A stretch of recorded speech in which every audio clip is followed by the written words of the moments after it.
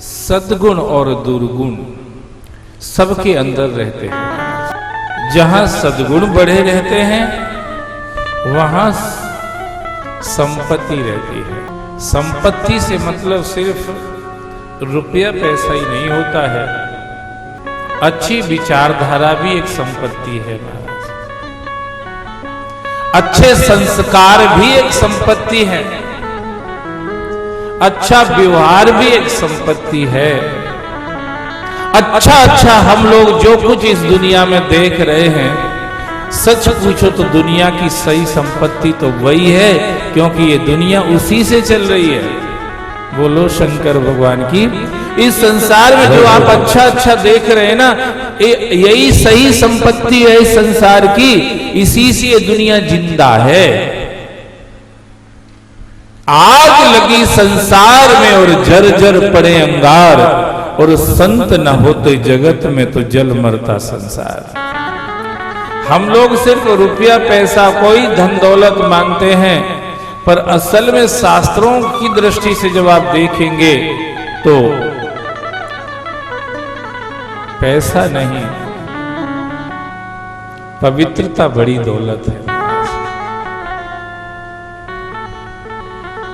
वो बड़ी दौलत है।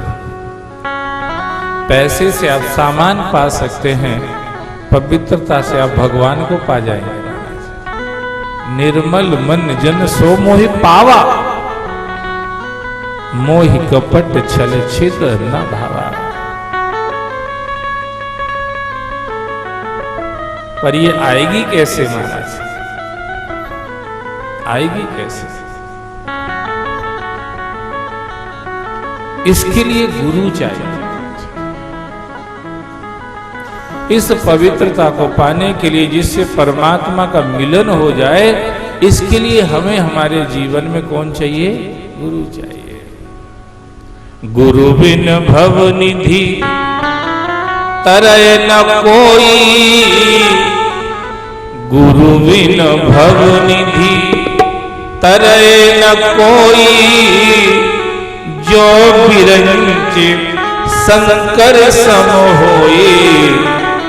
गुरु के बचन प्रतीति न जेहि, सपने हो सुगम न सुख सिद्धि तेहि। गुरु के बचन न मैं परिहरऊं, बसय भवन उजरय नहीं डरऊं। गुरु बिन भव निधि। यह है अकाट्य सिद्धांत महाराज। गुरु बिन भव निधि तरय न कोई। XYZ, बिना गुरु के इस संसार सागर को पार करना असंभव है। किसके लिए? बोले ये छोटे मोटे जीवों की बात तो छोड़ो, कोई ब्रह्मा और शंकर की स्थिति जैसा जीव भी हो, वो भी बिना गुरु आश्रय के अपना कल्याण नहीं कर सकता। गुरु का आश्रय।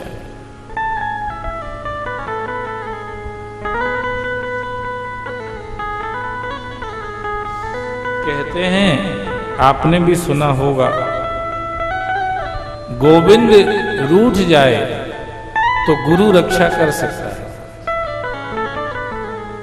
गोविंद नाराज हो जाए, गुस्सा हो जाए तुम अपने किसी के ऊपर भी, और अपन अगर गुरु के आश्रय में चले जाएं तो गोविंद के कोप से भी गुरु बचा सकता है।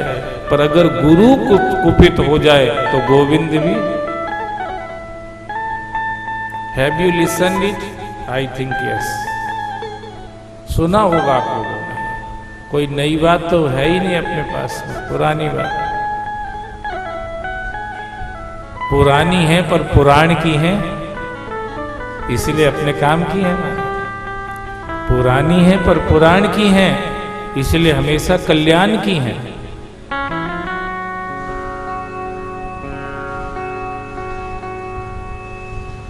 गोविंद रूठ जाए तो घबराने की बात नहीं, गुरु बचा लेगा। पर गुरु अगर रूठ गया, गोविंद भी साथ नहीं देंगे महाराज।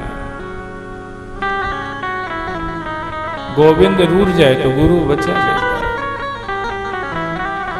सीता की चरण में इंद्र के पुत्र जयंत ने कौआ बन के चोंच मार दी महाराज।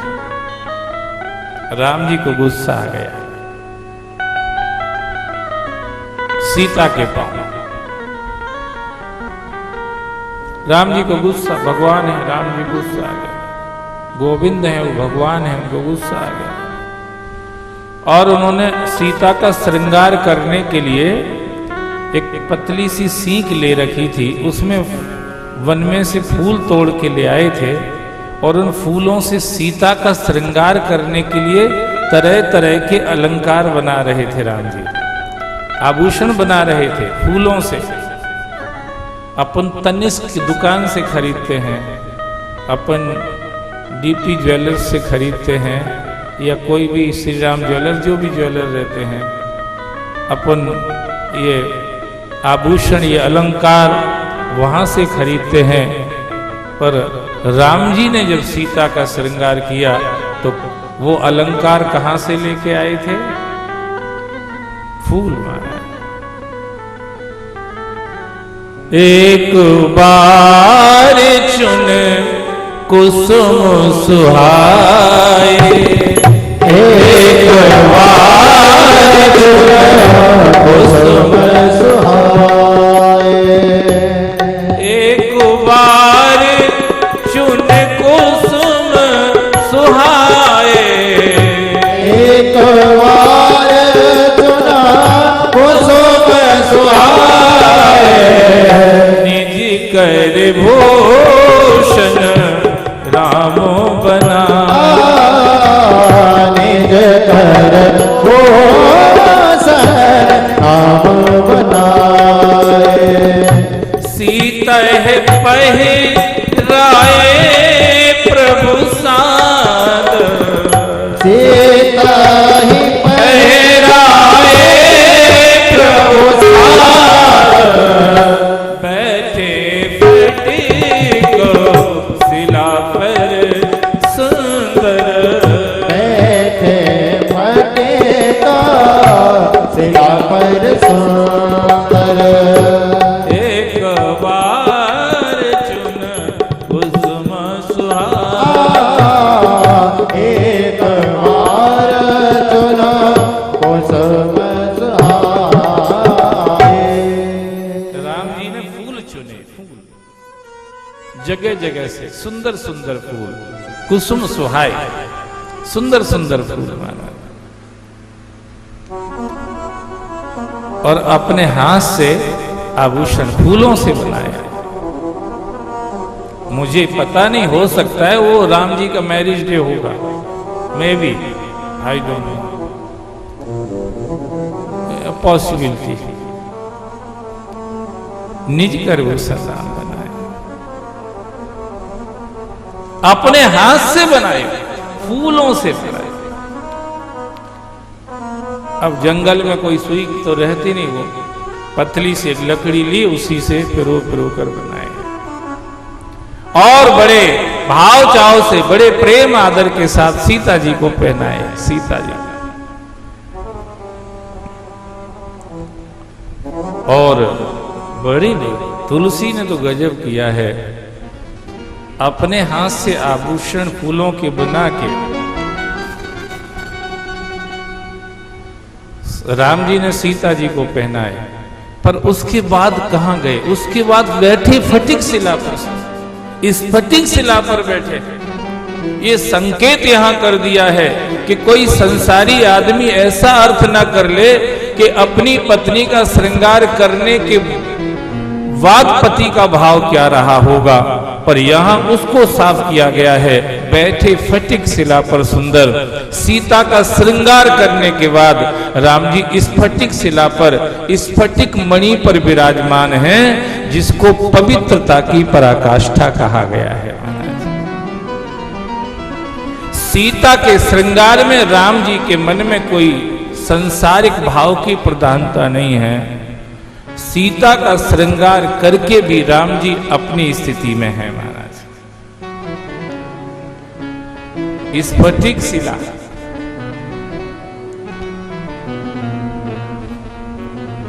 जो पवित्रता की पराकाष्ठा है, जो निष्कामता की पराकाष्ठा है।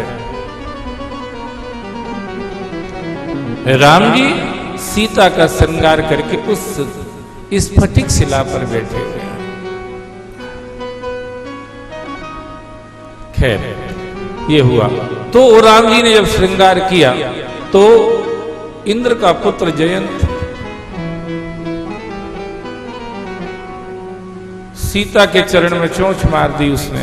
अब इनने कुछ अपराध तो किया नहीं था, पर कोई कोई जबरदस्ती आफत मोल लेने की आदत ही रहती कोई कोई की। मां जबरदस्ती किसी से ही उलझ जाते। कुछ लोगों की हैबिट ही ऐसी रहती है, राह चलते झगड़े कर लेते लोग महाराज, बिना मतलब के। कोई लेना नहीं, बस चालू मैं घूमते ही इसी के लिए। और सबसे ज्यादा ऐसे काम वो करते हैं जो किसी बड़े आदमी के बेटे होते हैं। बोलो शंकर भगवान की। बड़े आदमी का, वो क्षेत्र का कोई बड़ा नेता, तो उसका लड़का उधर दादागिरी चलाएगा, किसी को भी रोकेगा, किसी को भी ठोकेगा। ये सब होता है। आप सब इसी दुनिया में रहते। जो हम बता रहे वो आप भी देख रहे हैं, हम भी देख देख के ही बता रहे, पढ़ा लिखा नहीं है, देख देख के बता रहे हैं। कोई बड़ा नेता होगा किसी क्षेत्र का, उसका लड़का उधर का वो ठोका पीटी करता रहता किसी की भी।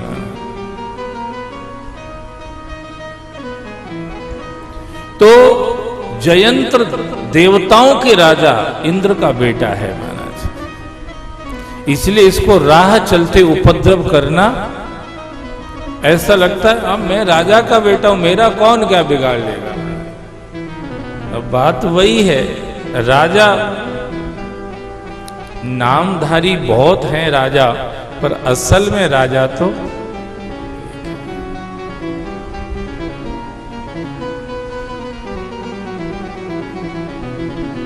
राम जी ने जिस पतली सी सीख से वो फूलों की माला बना रहे थे, उसी सीख को अभिमंत्रित किया और उसके पीछे छोड़ दिया महाराज। और वो सीख ब्रह्म बाण जैसी बन गई महाराज। वो जो पीछे चली तो अब ये घबराया, भगा, सब देवताओं के पास गया, सबने हाथ जोड़ लिए, भैया हम और उलझ जाएंगे तुम्हारे चक्कर में। राम राम भैया, तू उधर जाओ, आगे चलो, आगे चलो। जब देखा कि कोई मुझे बचाने को तैयार नहीं तो अपने पिता इंद्र के पास गया, पर इंद्र ने भी हाथ खड़े कर दिए, बोले बाप बेटा दो ही मर जाएंगे संग में, दूर जाओ, उधर ही भगो, तुमने गलत काम किया इसलिए इधर कोई आश्रय नहीं मिलेगा।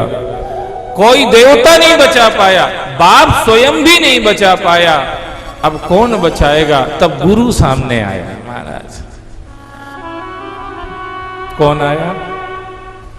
मतलब यही है, जब आप संसार के जिन जिन संबंधों से आशा लगा के बैठे थे और वो सारे संबंध और संबंधी जब आपको जवाब दे जाए कि बस सॉरी, जो भी कहते हैं अपनी अपनी लैंग्वेज महाराज, जब वो सब आपको जवाब दे जाए कि नहीं इधर नहीं, चलो यहां से भगो, यहां से हटो, यहां से जो भी कहे महाराज, उस समय आपका साथ कौन देगा? गुरु देगा महाराज।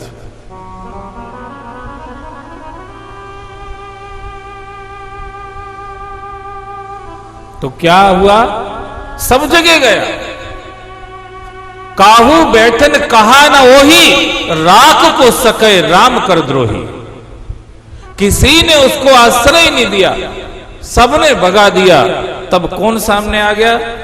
नारद देखा विकल जयंता, नारद देखा विकल जयंता, नारद देखा विकल जयंता, नारद देखा विकल जयंता, लागी दया कोमल चित संता, लागी दया कोमल चित जनता, लागी दया की दया कोमल चित चंदा। पटवा तुरंत राम पहिताहि, पटवा तुरत राम कहवाहि। कहा पुकार प्रणत पाही, कहा पुकार प्रणत पाही। श्री राम जय राम जय जय राम, श्री राम जय राम जय जय राम, जय जय राम जय जय राम, जय जय राम, जय जय राम। बड़े अच्छे से सुनना, कोई नहीं बचाया, कोई नहीं आया, सबने हाथ खड़े कर दिए। तब कौन आया? दरबार में मेरे सतगुरु के दुख दर्द मिटाए जाते हैं। दरबार में मेरे सतगुरु के दुख दर्द मिटाए जाते हैं। आप रह के देख लो, दुनिया के लोगों के साथ, नाते रिश्तेदार यार दोस्त सबके साथ रह के देख लेना, और फिर अपने गुरु के पास रह के देख लेना, आपको अंतर समझ में आ जाएगा।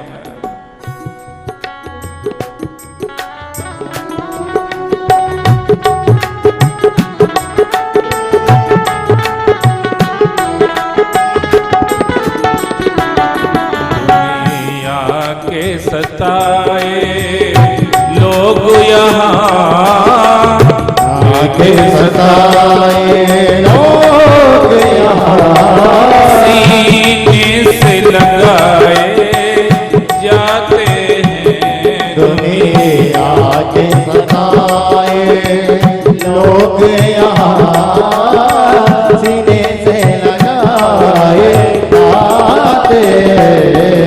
दरबार में मेरे गुरुवर के, दरबार में मेरे गुरुवर के दुख दर्द मिटाए जाते हैं। दुख दर्द मिटाए जाते हैं।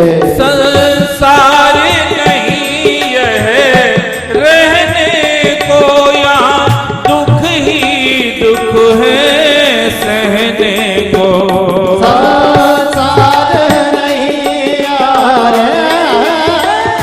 रहने को, यहाँ दुख ही दुख है सहने को। भर भर के प्याले अमृत के, भर के प्याले अमृत के, यहाँ रोज पिलाए जाते हैं। भर भर के प्याले अमृत के, यहाँ रोज पिलाए जाते हैं। दरबार में मेरे सतगुरु के दुख दर्द मिटाए जाते हैं।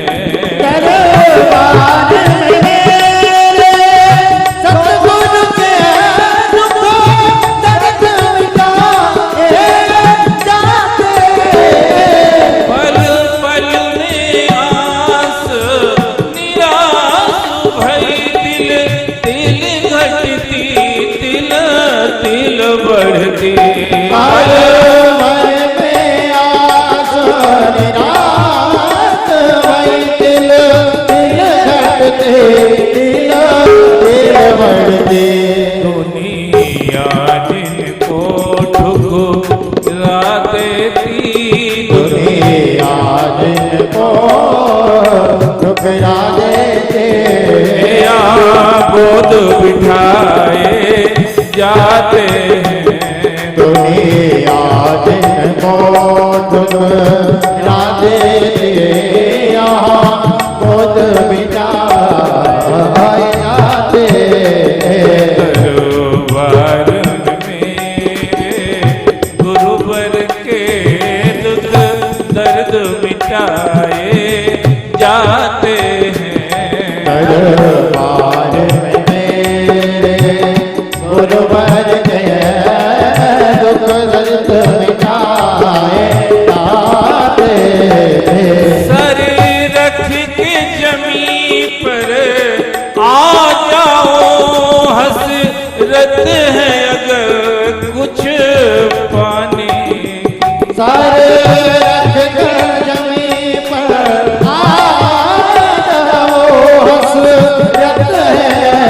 अगर कुछ पाने के, मेरे भगवन को पाने के लिए ऐसे सतगुरु को पाने के लिए, ऐसे सदगुरु को पाने के लिए, ऐसे सतगुरु को पाने के लिए कष्ट उठाए जाते हैं, ऐसे सतगुरु को पाने के लिए कुछ कष्ट उठाए जाते हैं। ऐसे सतगुरु को पाने के लिए कुछ कष्ट उठाए जाते हैं, ऐसे सतगुरु को पाने के लिए कुछ कष्ट उठाए जाते हैं। दरबार में मेरे गुरुवर के दुख दर्द मिटाए जाते हैं, दरबार में मेरे सतगुरु के दुख दर्द मिटाए जाते हैं। दुख दर्द मिटाए जाते हैं, दुख दर्द मिटाए जाते हैं। बोलो सदगुरुदेव भगवान की जय हो। ये स्थान है। अच्छा आप बताओ, कभी आप आश्रम में भोजन करने चले जाना और होटल पे चले जाना, अंतर अपने आप समझ में आ जाएगा। किसी होटल पे जाना, कहना प्रसाद पाना है, कहेगा 155 रुपए का टोकन लेके आओ।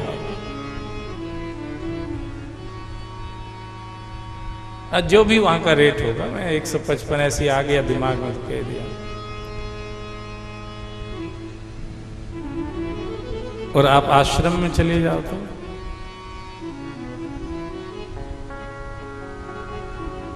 कोई टोकन मांगता है आपसे आश्रम में कि कहां से आए, कौन, क्या टोकन बताओ जब प्रसाद पाओगे, कोई कहता है? एक उदाहरण है महाराज, एक सांसारिक रिश्ते की जिंदगी और एक ईश्वरी रिश्ते की जिंदगी में जमीन आसमान का अंतर है महाराज। खूब रचपच के देखो, खूब रंज मंज के देखो, पर जब ऐसा लगे कि अब कोई नहीं है इधर अपना सहारा, तो फिर ये सेंटर है महाराज।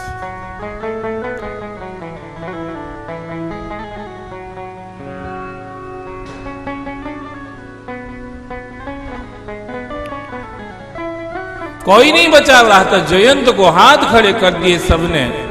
दया किसको आई? एक संत को, एक गुरु को दया आई। नारद देखा बिकल जयंता, तो लागी दया कोमल चित संता।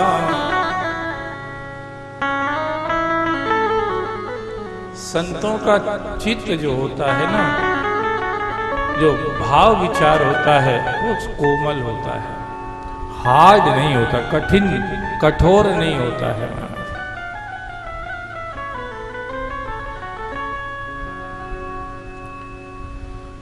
तो अब क्या किया वो नारद जी ने कहा, बेटा कहां मारे मारे फिर रहे? बोले क्या करें, कोई सहारा ही नहीं है। नारद जी ने कहा कहीं मत जाओ, भगवान के पास जाओ।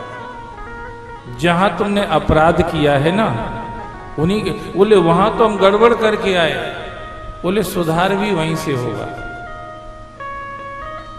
सुधार भी वहीं से होगा।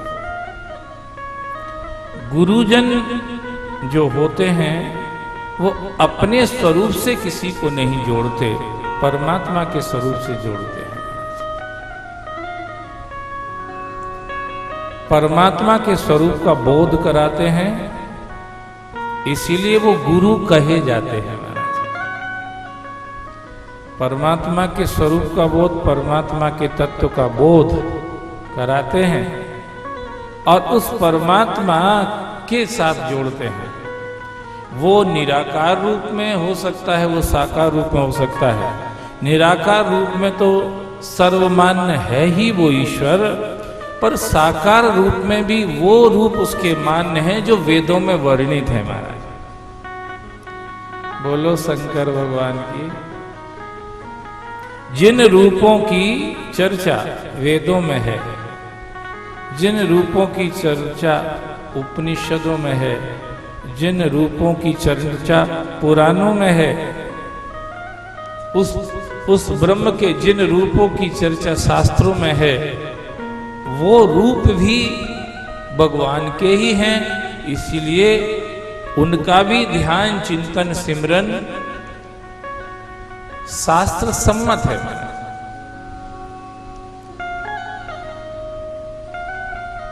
पर हम गुरुजी हम अपना फोटो आगे रख दें और भगवान को कहीं अता पता ही नहीं साइड में ही कर दें हम खुद भगवान को, तो फिर ये अच्छा नहीं माना जाता है।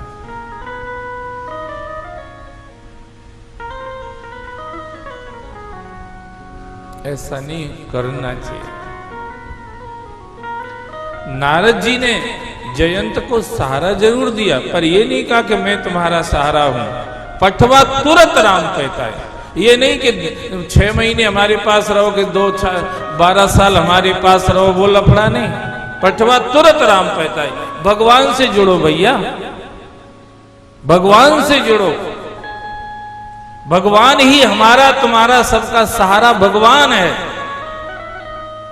भगवान से हमारा जीवन चल रहा है, भगवान से सबका जीवन चल रहा है, भगवान से ही बेटा तुम्हारा जीवन चलेगा, इसलिए भगवान से जुड़ो।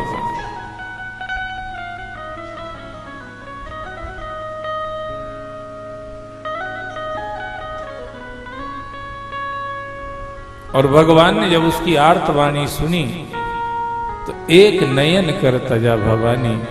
बोले बेटा ये संसार, 2 आंखों से संसार देखोगे तो बार बार ऐसे ही फंसते पड़ रहोगे, ऐसे ही उलझते रहोगे इस संसार में। चलो मैं तुम्हें एक आंख का कर देता हूं, क्योंकि तुम मेरे पास आ गए हो। सो अनन्य जाके असी मति न टरे हनुमंत, मैं सेवक सचराचर रूप स्वामी भगवंत। जो इस भाव विचार में आ जाता है, इस संसार में सेवक अकेला मैं हूं, बाकी सारा जगत मेरे स्वामी, मेरे इष्ट, मेरे भगवान का ही रूप है सारा संसार, ऐसा मान करके जो एक दृष्टि में रहता है, समदृष्टि में रहता है, भगवान कहते हैं वही मेरा सही भक्त है, अनन्य भक्त है।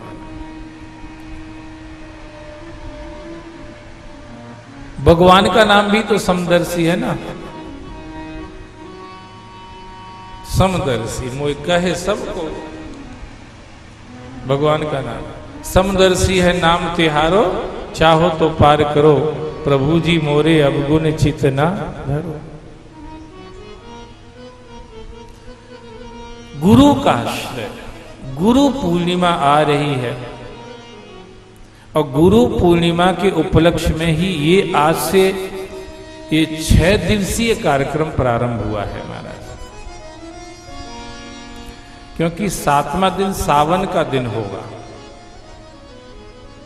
7वां दिन सावन का होगा और बड़ा अच्छा योग मैं मान रहा हूं कि जिस दिन से सावन शुरुआत हो रही है उस दिन सोमवार है महाराज,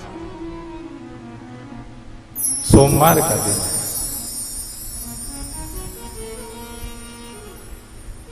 पिछले वर्षों में जो लोग प्रेम यमुना सेवा ट्रस्ट के अनुष्ठानों से जुड़ते रहे हैं, चाहे वो महामृत्युंजय जाप हो, पोथी पाठ हो, रुद्राभिषेक हो या कथाओं में यजमान बनने की बात हो, विगत 4-5 साल से जो ये प्रेम यमुना सेवा ट्रस्ट, क्योंकि भगवान महाकाल की नगरी है ये उज्जैन, और इस पूरे मृत्यु लोक के प्रधान देवता भगवान महाकाल है।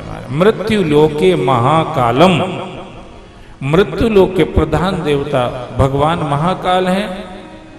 और हमने इसी, जैसे हम एक तीर्थों की श्रृंखला चलाते हैं, वर्ष में एक बार कहीं तीर्थ में चलना, अपने को 7 दिन के लिए घर से बाहर हो जाते हैं। पूज्य डोंगरे जी महाराज तो ये कहते थे कि हर गृहस्थ को, कैसे ही गृहस्थ क्यों ना हो, उसको भी साल में 12 महीने में 1 महीने तो घर से बाहर चले ही जाना चाहिए। किसी तीर्थ में चले जाओ, कहीं एकांत में चले जाओ, कहीं आश्रमों में, कहीं ऐसी जगह चले जाओ जहां तुम्हें ये बोध बना रहे कि जिस घर में मैं रह रहा हूं, मैं इस घर का मेहमान ही हूं, ज्यादा दिन का नहीं हूं, मेहमान। घर में रहते रहते हम घर में इतने रचपच जाते हैं, ये लगता है यही अपना सब कुछ है हमारा। पर जब कहीं बाहर जाते हैं, किसी वन में चले जाते, कहीं तीर्थ में चले जाते और कहीं सत्संग में चले जाते, तब समझ में आता है ये घर अपना नहीं है, हरि का धाम ठिकाना है, रहना नहीं देश बिराना है। तब समझ में आता है। इसीलिए हर गृहस्थ को जाना चाहिए। और मैंने ये सब पढ़ता रहता हूं तो मेरे दिमाग में आया कि अपने साथ भी कुछ लोग जुड़े हुए हैं, अपन भी ऐसा कुछ काम शुरू करो जिससे लोगों को साल में एक बार घर से निकलने का अवसर मिले। इसीलिए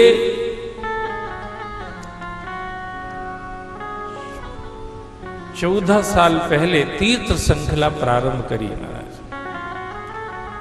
बीच में कोरोना में थोड़ा ब्रेक हुआ, पर इस उद्देश्य से ही की थी जिससे अपने साथ जुड़े हुए लोग इस बहाने घर से बाहर निकल जाया करेंगे। और घर से बाहर ऐसे ही बंड बहेला फिरते रहें, ऐसे ही ऊट पटांग कहीं भी नहीं, तो लोग गोवा भी चले जाते, बोले घर से बाहर, तो गोवा घर से बाहर नहीं, वो तो और बुरा घर है। गोवा चले जाते हैं लोग, थाईलैंड के पटाया चले जाते हैं लोग। एक बार मैं भी चला गया, सो कान पकड़ के ही आया उधर से कि जिंदगी में यहाँ नहीं आऊंगा, चाहे कहीं भी भले ही चल नदी में डूब के मर जाऊंगा, पर यहाँ नहीं आऊंगा। ऐसे स्थान, इतनी भीड़, और आश्चर्य मुझे ये हुआ, मैं सोचता था भारत के लोग तो इधर नहीं होंगे, पर सबसे ज्यादा भारतीय दिख रहे थे मुझे। ईश्वर मालिक है महाराज, ये भारत के लोग छुपे रुस्तम होते हैं महाराज।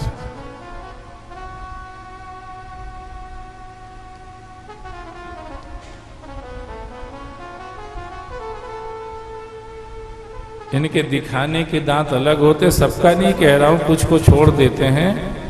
दिखाने के दांत अलग होते और खाने के दांत अलग होते हैं।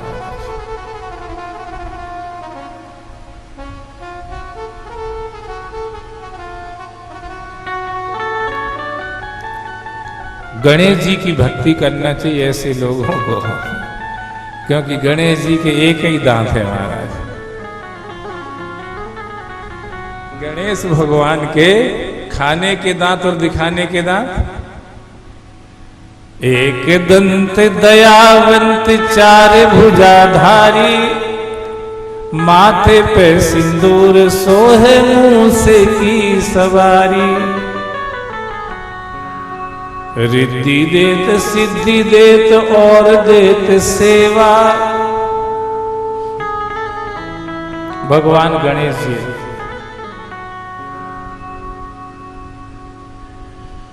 रिद्धि देत सिद्धि देत और देत सेवा, सूर श्याम शरण आयो सफल कीजे सेवा।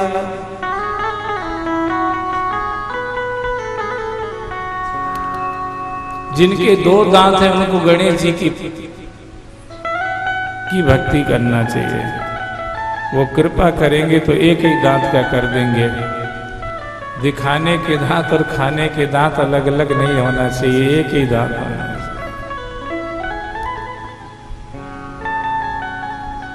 पंचदेवों की उपासना, हमारे यहाँ इसीलिए पंचदेवों की उपासना, कहीं से कुछ ना कुछ मिल ही जाएगा, जाएगा कुछ नहीं, कुछ ना कुछ मिल ही जाएगा महाराज।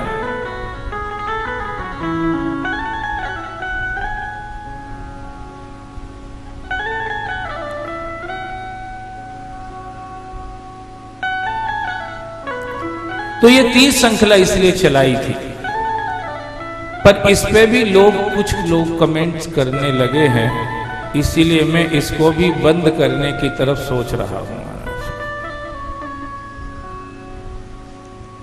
जब मैंने शुरुआत करी तो मैं लोगों के टिकट भी कराने के लिए मैं लाइन में लगा रहता था।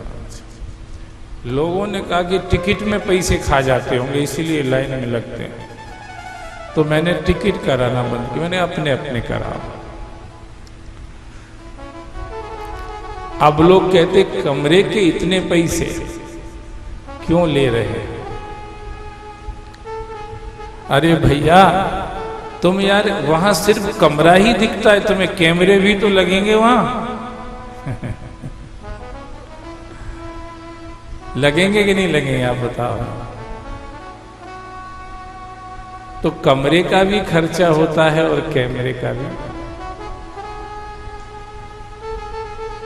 और इसके अलावा भी बहुत सारे खर्चे होते हैं जो आप लोगों को पता नहीं होते, हमें ही पता होते हैं। बहुत सारे खर्चे होते हैं, आपको भी चल सकते हैं, अगर आप जानकारी लेना चाहेंगे तो चल जाएंगे, पर बहुत सारे खर्चे होते हैं महाराज। आप कभी, आपको अगर किसी तरह की शंका हो तो कमरे में ये चर्चाएं मंचों से अच्छी नहीं होती हैं, कमरे में आकर के इस विषय पर चर्चा की जा सकती है, तब हम आपको बताएंगे कि कहाँ कहाँ खर्चे होते हैं और कितने कितने खर्चे होते हैं, तब आपको समझ में आ सकता है कि नहीं तो फिर तो गलत नहीं कर रहे हैं। पर कहीं ना कहीं मन में कष्ट तो होता है ऐसी बात सुनते जब लोगों के मुंह से, तो मैं उस दिशा में अब सोच रहा हूं कि मैं इसको भी स्टॉप करूंगा। मैं अरबपति न बन, आप ही बने रहो यार, हमको मत बनने दो, हम तो जो हैं वही अच्छे हैं। और महाकाल की कृपा से अंतरात्मा से बोल रहा हूं, मेरे अंदर लेश मात्र भी ऐसी कोई इच्छा नहीं है, ये भी उन्हीं की कृपा ही है कि मैं कुछ बड़ा आदमी बन जाऊं, कि मैं पैसे वाला बन जाऊं, कि मैं धनी धनाढ़ कुछ ऐसा बन जाऊं। लेश मात्र भी इच्छा नहीं है। अगर ये इच्छा होती शुरू से तो अभी तक पैसे, जैसे लोगों के भैंस के लिए भूसे भरे रहते ना कमरों में भूसे, ऐसे पैसे भरे होते अगर ऐसी इच्छा कभी रही होती तो माना।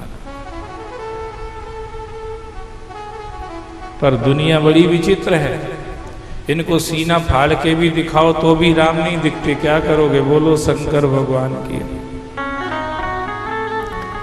इनको सीना फाड़ के दिखाओ तो भी राम नहीं दिखते, करें तो करें क्या?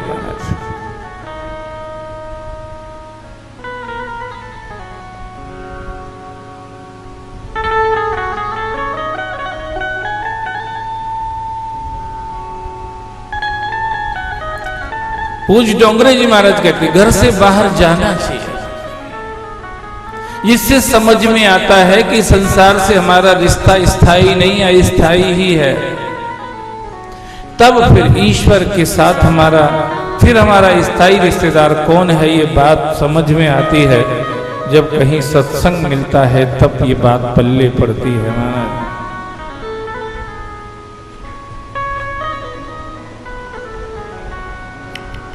समदर्शी कर दिया, एक दृष्टि दे दी, एक नजर से। किससे बांधूं बैर, जगत में कोई नहीं पराया है, हर प्राणी में प्रतिबिंबित उसी ब्रह्म की छाया है।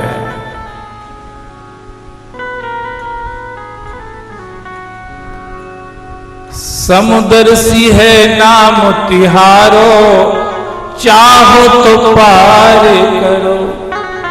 ओ प्रभु जी मोरे, अब गुण चित ना धरो। हो हरि जो मोरे, अब गुण चित ना धरो। एक लोहा पूजा में राखत, एक घर बदिक परो।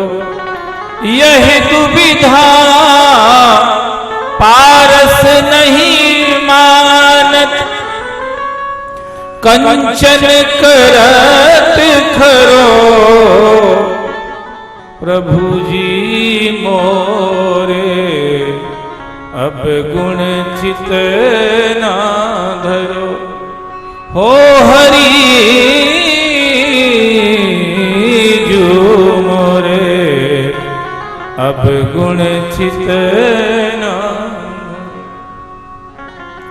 एक नदिया एक नार कहावत, मैं लोही नीर भरो। जब दो मिलके एक बरनो भय, सुरसरी नाम परो। प्रभु जी मोरे, अब गुण चित ना धरो। हो हरि जो मोरे, अब गुण चित ना धरो। एक जीव एक ब्रह्म कहावत, सूर श्याम झगरो। अब की देर नाथ मोहे तारो, नहीं बन जात तरो। प्रभु जी मोरे, अब गुण चित ना धरो। हो हरि जो मोरे, अब गुण चित ना।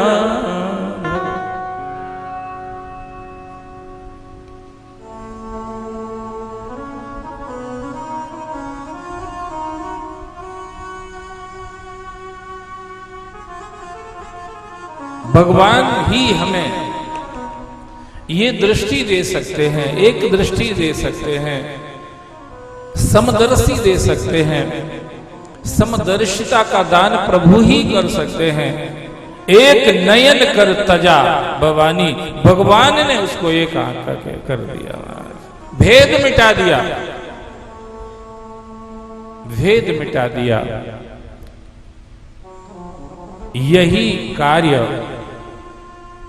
गुरुजनों के आश्रय में रहने से धीरे धीरे होता चला जाता है।